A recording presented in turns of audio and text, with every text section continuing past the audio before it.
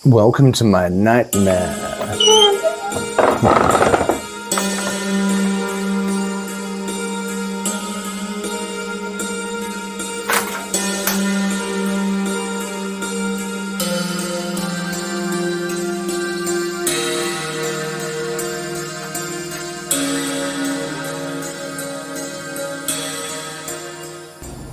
Good morning.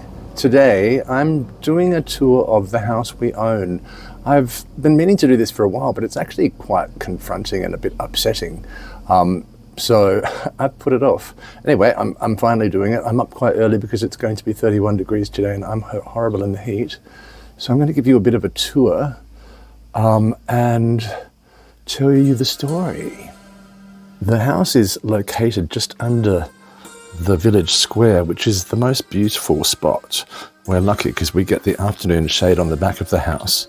This is the front of the house, which is great in the morning because it's got shade here. Nice place for a coffee. There's a very old pomegranate tree here. You see the little red flower? That's the beginning of a pomegranate.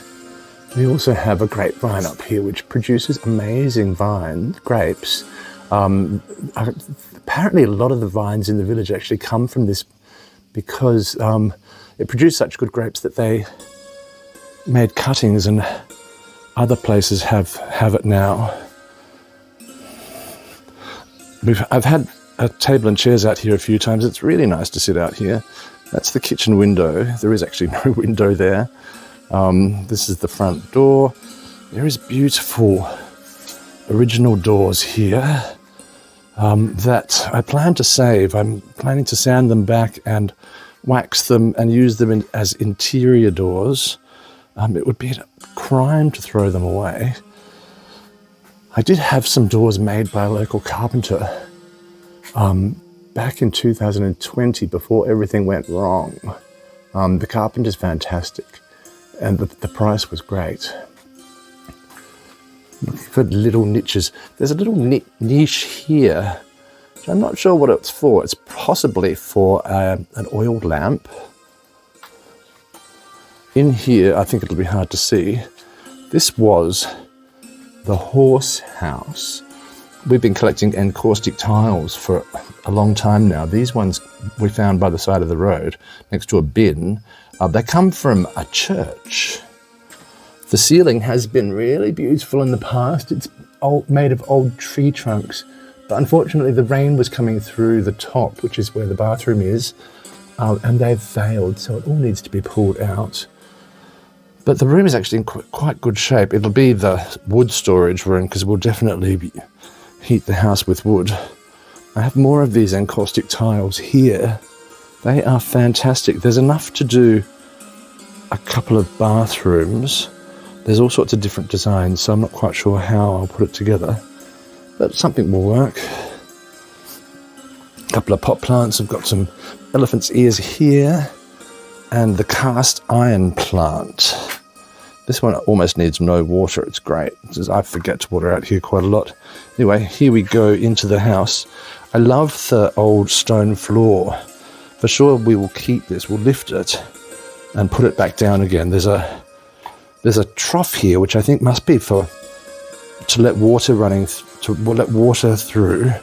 This house was actually built as a kazani, which is the place where they would have made raki and wine many, many years ago. So, and down here was like the party room or the place where the animals were kept. We're not putting PVC or aluminium windows in it. They'll all be wood. I've been collecting old terracotta faces. I'm not quite sure what they're for. It'd be nice to have on the wall as underneath the shelves. Maybe stick a pot plant on them. I got them for €5 each. The view from the kitchen window is lovely. Looking straight out onto the neighbours' fruit trees. Signs of the earthquake. This is not so bad down here. Upstairs you can really see the earthquake damage. Over here, we put in a new roof as well as this floor. The floor, I think the beams actually come from Russia. It was, because we don't have much money, we had the carpenter come and build it, and we helped him put it all together. And it took about 2 weeks. It was fun. Down here is where the staircase will be. I've been collecting old furniture for many years. This desk I swapped for doing some cleaning last autumn. I haven't got a top for it yet. I think the top is actually going to cost quite a lot more money than the bottom. And then in a junk shop, years ago, this beautiful pine bench was being used as a display stand, and no one appreciated it. And it just looked horrible. And I offered them some money for it. They didn't want to sell it to me, but eventually they did. And then they were late to deliver it to me, and I got it for free. I waxed it and sanded it. You can't see. I need to get it out, and I'd like to put it into my studio, but one day. So anyway, down here, kitchen. The window there, if you can see it, will be the serving room. Cocktails through the window, why not? Here is a staircase that we had in our previous house up here. The owners renovated it and then took out the staircase, and I kept it. It's a bit short for in here, but you never know. I've also been collecting old doors for a few years. I'm not getting them all out now because there's quite a few in there. There's a really beautiful set of neoclassical ones in here. These, which will go here into this opening. There'll be a fireplace here. We've got a hole upstairs, and that's all ready for our wood burner. Unfortunately, the wood burner, I stepped on the basil plate, which is cast iron, so I'm not sure if that can be repaired. We've had this cast iron fireplace for years, wood burner for years, and it's great. So really hoping to try and keep it. Still continuing the tour. This is the middle of the room. We want a big kitchen table, and a little dance floor would be great. Sofa down the back. It's a decent sized room. I think it probably looks much smaller on camera than it is in real life. Okay, so this part of the house we'll restore first. The part that we're going to now, we don't have the money to restore, I don't think. So all of this will be knocked down. There will be big floor-to-ceiling glass French doors out to the back. I'm thinking probably we'll do them in aluminium. I'm a bit worried about fires and wood. So I think everything at the back of the house will be made of aluminium. This is where they made raki. When we first got here, there was all the old equipment for making raki, but we didn't know what to do with it. We didn't have any storage, so we took it out. There has been a fireplace in that corner many years ago. This is a bit of a wreck out here. It needs to go. This is, or was, where they made wine. I have actually gone through this in an older video, but the video was very shaky and bad, so I'm just doing it again. So yeah, we keep a bit of firewood in there. Above, the floor has fallen out. Up there is the original kitchen. There's a very cute little window here, but that's going to go and it will become doors. So in here will become a little hallway, small bathroom, washing machine and dryer there. It frightens me going in there because actually, if you look, there's a agri prop here holding up the entire house. This part of the house, I can't get back because there's all sorts of thistles there. This part of the house needs to be knocked down. Here we go, out to the glorious back garden. I love taking people through the terrifying house, and then suddenly the beautiful garden opens up. Out here will be a big terrace with wisteria over the top of the pergola. I'm very excited about that. And then some sort of storage underneath for our gardening stuff. There's the back of the house. So I hope I'm this is making sense. There's the back of the house. That's an office up there. This will be another terrace. I'll explain that when I'm upstairs. Fantastic views from there. Here is what was the pig house. When we bought the house, this was actually not on the plan, so the owners took the roof off. And I think we won't do this one for a while because of money restrictions. There's the roof that they took off. It's going to be a studio. I want to make it like an artist's studio with a door from the inside there to the bathroom. Somehow a little staircase up to a mezzanine. The roof will become much higher. A mezzanine bed. And then the other side, I hope I'm not rambling. I'm probably being really boring. I want this wall here to go and just be floor to ceiling glass because it looks over the balcony and it has a little terrace. Not sure how the sun will go. It would need to be double glazed because it gets very hot here, but it's the morning sun that it gets there. So, yeah, this is the terrace that it's got. It's a divine spot. I'll probably end up pinching it myself because I love it. Anyway, now it's time to head upstairs. We haven't had a staircase put in yet. There's no point because we don't know what the floor level is. So it's a ladder. We were trying to sell the house for a while because it just all seemed overwhelming. And a lot of people that came to see it did not want to climb up the scary ladder. I have no problem, I'm used to it. Here we are upstairs. We had the roof done first. It was summer, it was August, and we had 2 local builders come and they were amazing. All of the walls needed to have an earthquake-resistant structure put in. So about a half a metre all the way around, they had to create this metal ring and then cover them all in stone just in case we wanted, or somebody in the future wanted to have an exposed stone house. And this horrible concrete beam here was, it's there because the neighbours actually built their house after ours on top of ours. So we couldn't actually use our own roof, or our own wall to build the roof. So they constructed this massive concrete beam. I think in some ways we were lucky because if we hadn't have put the strong roof on, the house would have been much more damaged in the earthquake. So it saved it. You can see here, I had actually planned to renovate the house myself. See all this crisscrossing here? This is lime plaster. Lime plaster breathes, unlike concrete, which they use here. Concrete keeps the water in the walls and you end up with horrible damp problems. Upstairs is not such a problem. But anyway, I did that all before the earthquake, having no idea how it would react. You can see some of it here. It's hard to see on camera, but the wall has actually shifted away from its position and rocks have fallen down. You can see a big crack here. See behind the bed is my lime plastering, and it just cracked.